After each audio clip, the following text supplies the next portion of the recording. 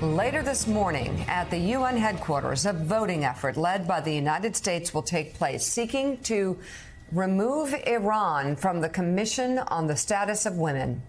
The vote comes in response to Iran's treatment of women and the nation's crackdown on protests stemming from the death of 22-year-old Mahsa Amini.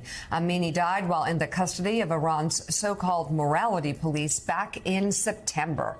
Joining us now, U.S. Ambassador to the United Nations, Linda Thomas-Greenfield. Thank you so much for being on this morning. Madam Ambassador, thank you so much. Why don't you answer the question for Americans who I know when they hear this are asking the question, how in the world would Iran ever get on such a commission? It's the same question that people often ask when they see how some of the worst abusers of human rights in the world are on the UN's Human Rights Council. So explain to Americans, first of all, how Iran would end up on this council in the first place.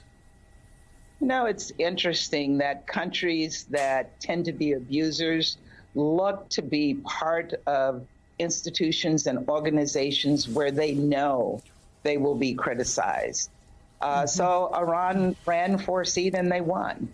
But today is the right day to remove them from the Commission on the Status of Women. There is no place for them when they are killing women in the streets as we speak. This is the right time to do it. And it really is the right thing to do. And we will be voting at about 10 o'clock this morning or a little bit later and removing them from the council.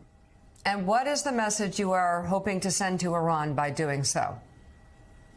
There are two messages here.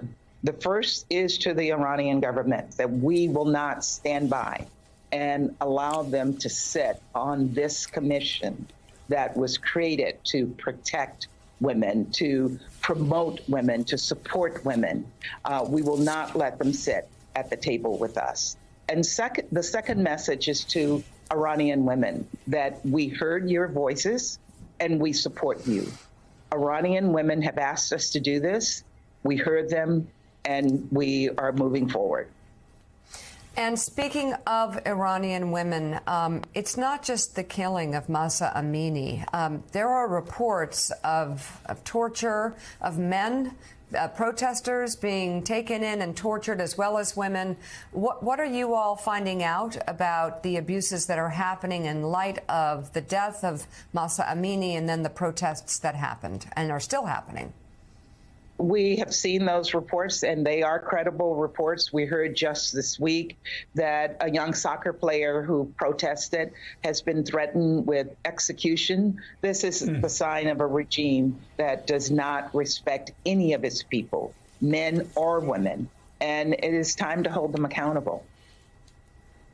Ambassador, good morning. Jonathan Lemire. On that note, there seems to be real escalation in reprisals from the government there, but a couple of public executions in recent days. So I wanted to get, first and foremost, your reaction to that, but also, do you anticipate that anyone opposing this measure today to try to remove Iran from this group? Are there other nations you feel like might side with Tehran?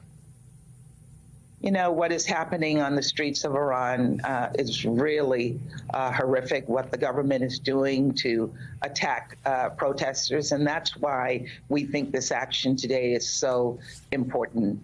And there are governments who have made arguments that we've never kicked a member state off of an organization related to the UN. But again, we think that this is the appropriate action for us to take now, given what is happening with Iran. We know that there's tremendous support for this action, and we'll vote on it today. And, Madam Ambassador, we've also, of course, have seen that the UN is not always unanimous when it comes to matters of Russia. So give us the latest there. As this war goes on now, we're in the depths of winter. We're nearing the year mark in this conflict.